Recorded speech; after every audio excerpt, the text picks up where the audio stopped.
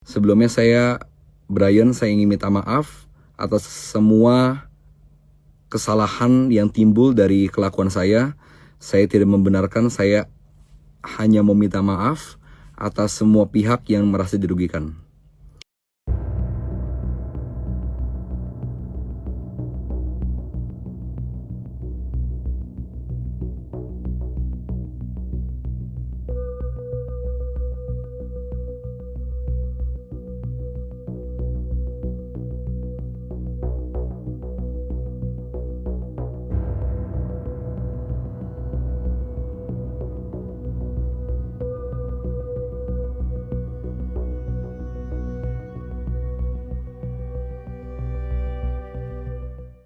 Assalamualaikum, Shalom, Om Swastiastu, Nama Budaya, Salam Kebajikan. Beberapa hari ini sedang ramai terjadinya kegaduhan. Sebelumnya saya ingin minta maaf atas semua kesalahan yang timbul dari kelakuan saya. Saya tidak membenarkan, saya hanya meminta maaf atas semua pihak yang merasa dirugikan. Saya seharusnya memang tidak mengatakan atas ada biaya produksi ataupun kata-kata lain yang saya sampaikan di komen. Lagi-lagi saya hanya meminta maaf dan mengklarifikasi semua tuduhan, semua narasi yang beredar di sosial media. Kedepannya saya akan lebih hati-hati lagi dalam memposting video konten yang saya buat. Izinkan saya untuk cerita dari pihak saya apa yang terjadi. Lagi-lagi saya tidak membenarkan diri, saya tidak mau menjustify memang salah, tapi saya ingin mengklarifikasi dari pihak saya. Sebelumnya izinkan saya menggunakan bahasa yang lebih informal untuk menjelaskan situasi yang terjadi. Jadi awal bikin video itu gini. Awal tuh iseng. Awal suka kenal sama orang, iseng-iseng aja. Kenal sama bule, kenal sama cewek, kenal sama om-om. Dan saya banyak banget dari comment section yang bilang, thank you Mas Ebem. Dari situ saya merasa melawan ketakutan. Awalnya introvert, sekarang jadi extrovert.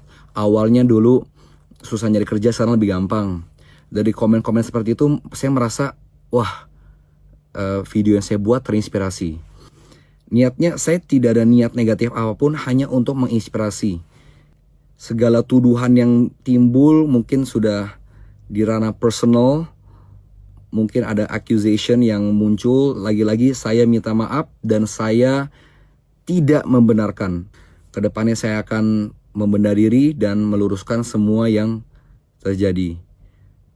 Terima kasih sebelumnya, saya Brian dan saya minta maaf atas semua kesalahan dari lubuk hati saya.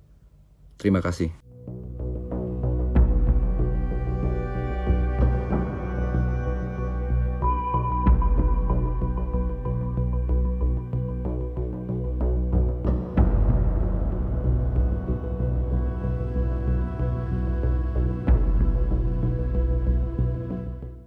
Assalamualaikum warahmatullahi wabarakatuh. Mengenai kasus perekaman SPG di Gias tanpa izin demi konten media sosial, kami perlu menyampaikan bahwa tindakan merekam seseorang secara diam-diam atau candid tanpa izin, apalagi dijadikan materi konten cara mendekati cewek untuk kepentingan komersial atau popularitas di media sosial adalah perbuatan yang tidak beretika dan melanggar hukum. Sebagai Ketua Komisi 3 DPR RI, saya menegaskan bahwa ruang publik termasuk pameran otomotif seperti Gias harus menjadi tempat yang aman dan nyaman bagi siapa saja, termasuk para pekerja perempuan yang sedang menjalankan tugasnya secara profesional. Berdasarkan hukum positif di Indonesia, korban dapat menuntut si pelaku perekaman dan penyebar luasan rekaman tanpa izin. Dasarnya antara lain pasal 12 dan pasal 119 Undang-Undang Hak Cipta yang mengatur larangan memperbanyak atau mengumumkan potret wajah seseorang tanpa izin untuk kepentingan komersial, serta pasal 12 Undang-Undang Tindak Pidana Kekerasan Seksual yang mengatur tentang kekerasan seksual berbasis elektronik apabila perekaman tersebut memuat bentuk pelecehan atau eksploitasi